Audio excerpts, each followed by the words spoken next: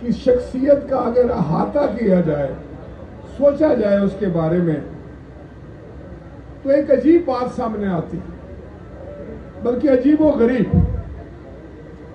ایک شخص کو 40-50 سال پلاننگ کے طور منصوبہ بندی کر کے اس کی شخصیت کو مسخ کیا جائے، اس کے بارے میں جھوٹی اور من گڑت کہانیاں گھڑی جائیں، اس شخص کے کردار کو نشانہ بنایا جائے، اس شخص کے بارے میں ہر غلط بات جو ہے وہ پھیلائی جائے اور اس کو سچ ثابت کرنے کی کوشش کی، اور اس میں بڑے بڑے صاحب اقتدار شامل ہوں، بڑے بڑے طاقتور لوگ شامل ہوں، اور بڑی پلاننگ کے ساتھ، اور اس ایک شخص پر حملہ کیا جائے، 14 سال اس کو لگاتار جیل میں رکھا جائے، بچوں سے دور رکھا جائے، اور اس کو ایک بات بھی نہیں منوا سکتے، ایک بات۔ یہ ہے مستقل مزاجی، یہ ہے بہادری، جس طرح گورنر صاحب نے فرمایا کہ یہ ہے جرت، یہ ہے استقلال، یہ ہے اپنے پاؤں پر کھڑے رہنا، اور اس کو کہتے ہیں کردار۔ اور پھر اتنی مصیبتیں سہ کے جس دن شہید محترمہ بے نظیر بھٹو کو اسی شہر میں شہید کیا گیا، پیپل پارٹی پر ایک قیامت تھی۔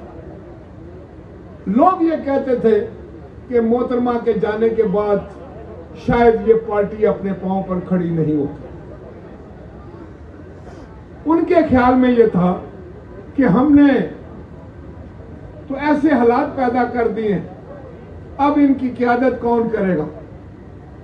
لیکن میں یہاں آپ کو یہ بات بتانا چاہتا ہوں کہ شہید محترمہ بے نظیر بھٹو ایک سیاسی سائنسدان تھی، ایک پولیٹیکل سائنٹسٹ تھی۔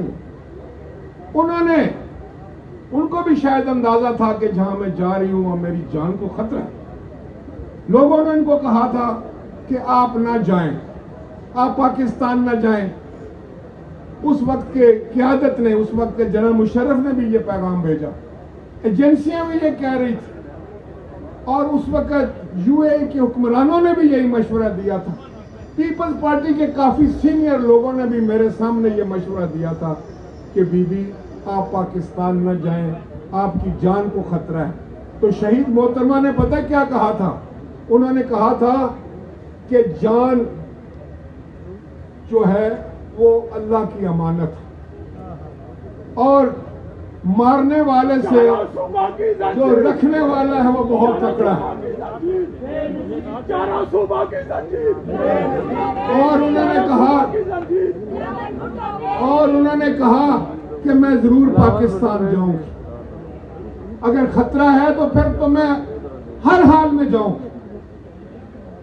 اور یہ وہ مقام تھا کہ جب وہ یہاں تشریف لائی، وہ شہید ہو گئی، اس وقت پورے پاکستان میں، پوری دنیا میں سوگ تھی، اور سندھ میں خاص طور پر ایک آگ لگ چکی تھی۔ میں اس کا چشمدید گواہ۔ جس جہاز میں شہید محترمہ بے نظیر بھٹو کی میت جو ہے وہ لے کر ہم لوگ گڑی خدا بخش گئے تھے، اس جہاز میں بھی تھا، اور میں نے وہاں پر جناب آصف علی زرداری کو پہلی دفعہ بڑے غم میں ڈوبا ہوا ایک انسان، اس حالت میں وہ وہاں جاتے ہیں تو وہاں پر نعرہ لگتا ہے، میرے سامنے کان کھپے، اس نے پاکستان کو بچایا، اور نہ